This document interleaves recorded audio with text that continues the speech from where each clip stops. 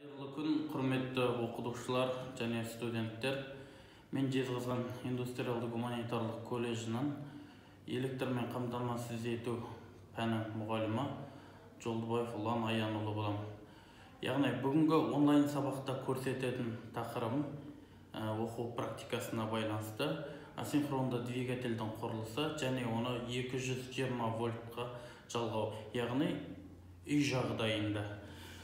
Асинхронный двигательді көрсететін болсақ, асинхронды двигатель, яғни статордан, яғни сонымен қатар ротордан тұрады, екі бөліктен, және корпусы бар. Корпусы бұл стальды немесе чугунный болып келеді. Яғни мына жерде бұнда обмотка бар, яғни статорда обмоткаға тоқ берілген кезде электромагнитті индукция туындағандықтан роторда айналымға түсіреді, айналады яғни. Сонымен қатар ротордың екінші жақ шетінде мына яғни ебелектей желдеткіш болады.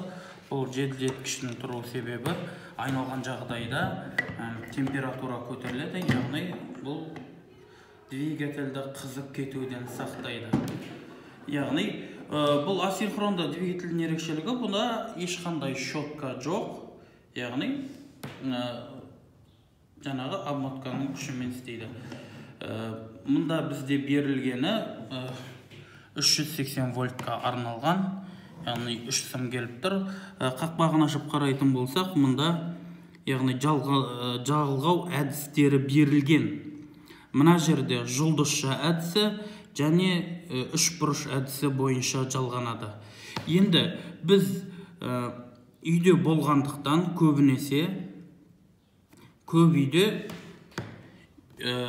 380 вольт көбісінде жоқ болғандықтан біз оны 220 вольтқа қалай жалғау керек екендігін сіздерге көрсетейін. Міне мына жерде құралған двигатель тұр. Яғни бізде асинхронды двигатель берілген. Мына қарап отырсақ 3 фаза, яғни U1, V2, V1, U2, V1, V2-ге қарама-қарсы бағытта бір-біріне жалғаймыз. Яғни бұны екі әдіспен де жалғау. Мынандай әдіспен де. Яғни бұл жұлдызша әдісі болады. Бұл бізде үшбұрыш әдісі. Енді осыны дайында болғаннан кейін мына жерінен сымды өткізем. Сымның басын яғни тазалап, изоляциясын шешіп, өткізіп аламыз.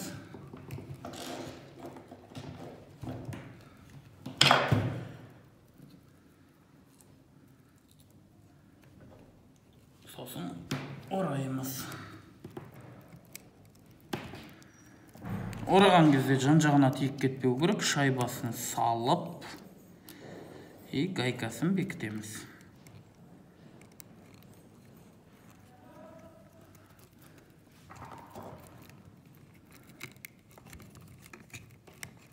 Сымды орап аламыз.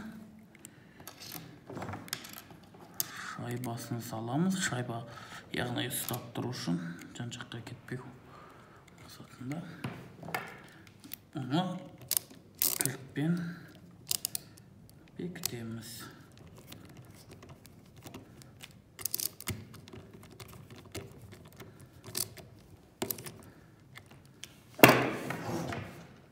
Студенттер, міне біздің асинхронды двигательіміз дайын, жалғанып тұр.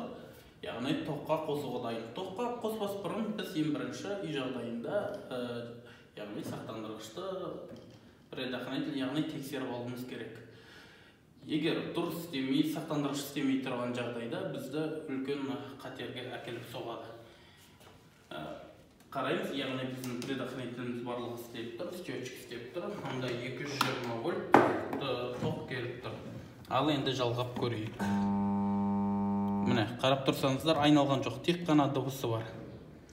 Себебі бұған демеу керек. Яғни қолдың күшімен айналдырған кезде айналдырып тұр. Мен мысалы сол бағытқа айналдырдым, бұл айналып тұр. Ал егер оң жақ бағытқа айналдырғым келсе, яғни оңға демеймін, қосамын. Яғни оң жақ бағытқа. Яғни біз бұны үйде қайрақ жасауға көбінесе пайдаланамыз. Қайраққа пайдалануға болады. Ал егер қолдың көмегінсіз айналдыратын болсақ, ол үшін біз реле жалғауымыз керек, немесе конденсатор жалғауымыз керек. Ол жөнінде мен сіздерге келесі сабақта түсіндіріп өтемін. Назар аударып тыңдағандарыңызға рахмет.